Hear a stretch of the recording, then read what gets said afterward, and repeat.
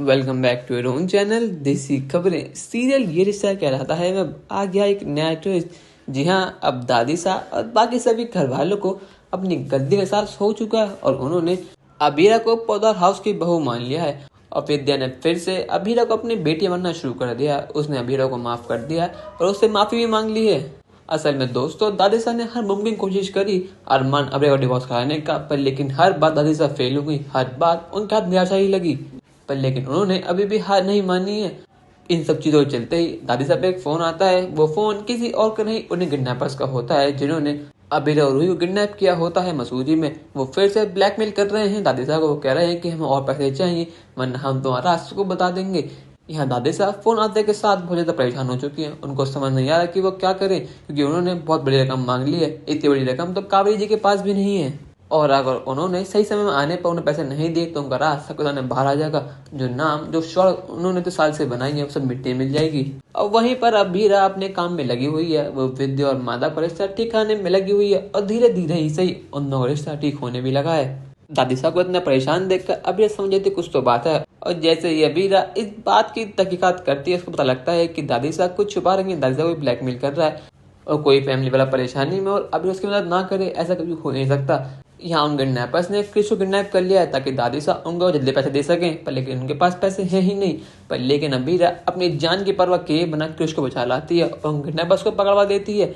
अबीरा सही सलामत क्रिश को घर वापस ले आती है। अबीरा के इस कदम के बाद सबको एहसास होता है कि अबीरा ने कितना बड़ा काम करा है। अबीरा अपने परिवार से कितना प्यार करती है और उसने हमारे परिवार के लिए अपनी जान की परवाह भी नहीं करी और वो क्रिश को बचाने कूद पड़ी।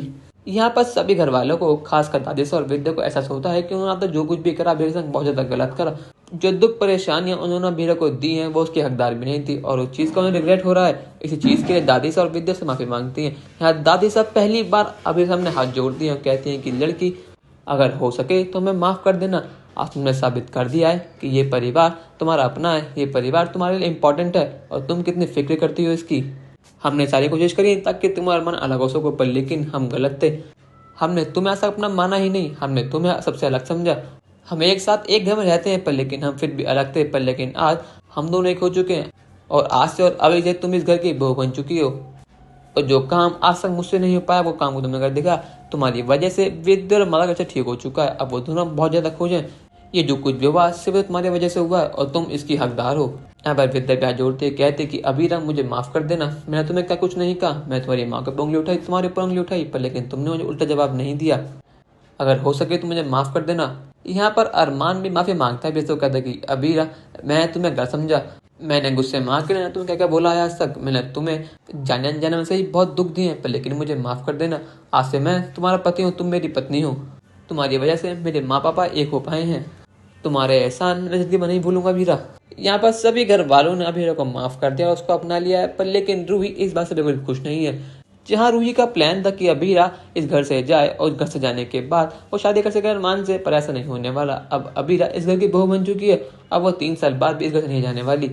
दोस्तों, कहानी में नया ट्विस्ट आपको कैसा लगा हमें कमेंट करके जरूर बताइएगा और चैनल को नहीं किया सब्सक्राइब तो कर लीजिए। धन्यवाद।